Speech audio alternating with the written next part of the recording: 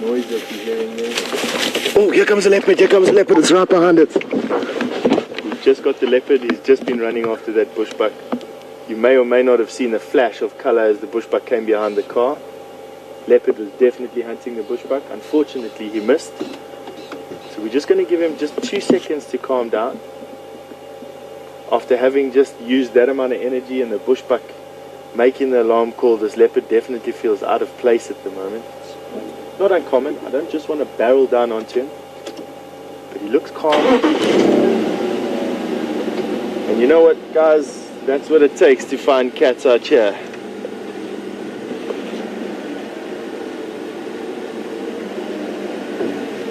Now, leopard are only actually successful 20% of the time, so it's actually not uncommon that he missed that bushbuck.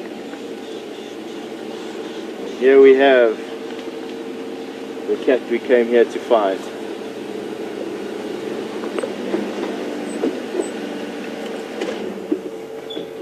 It is a young animal.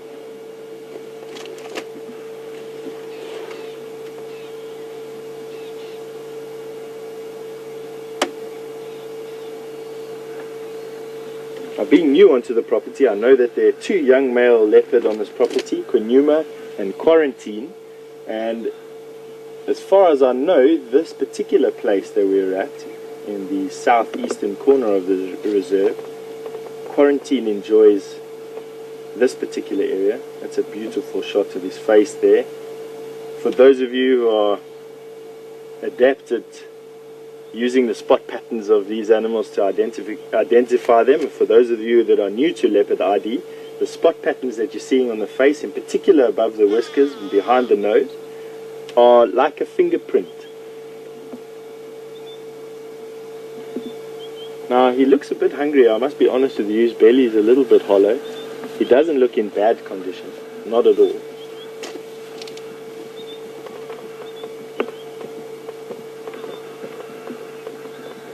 What a fantastic animal.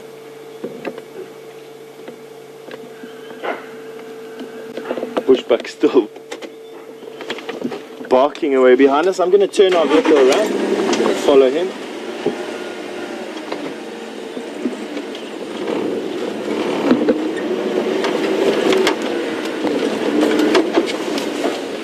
Being a bit hungry, he's not skinny, but being a bit hungry, he will hunt a little bit deeper into the day than he would normally do if he was full.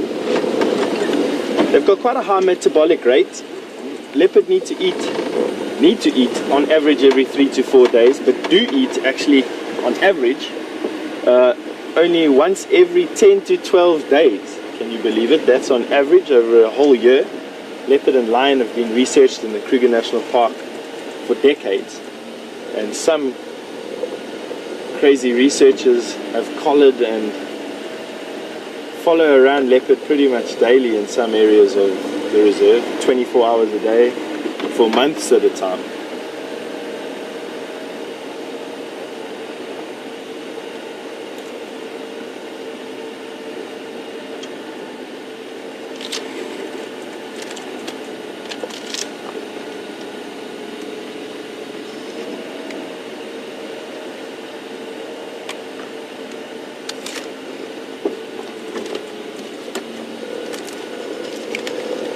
Stations, we've relocated this young male Ingwe. He's mobile off of Mamba on the western side of the drainage line.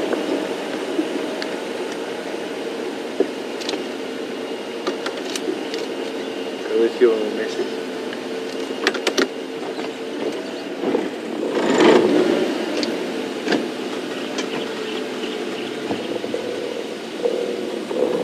So we've just got an update on Twitter, and thank you very, very much for your help, is that we've positively identified him as Quarantine.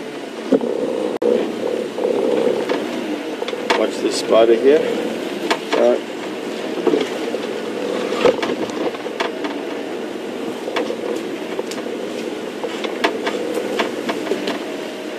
So some of you who are a bit new to leopard biology might be wondering how, of all the leopard that we could be seeing in an area we know that this could be one of two cats. And it's because leopard are quite territorial. Now, he's a young cat. He hasn't really... Oh, there's another bushbuck. Same bushbuck that he keeps on hunting. I wonder if there's not two leopard in this area.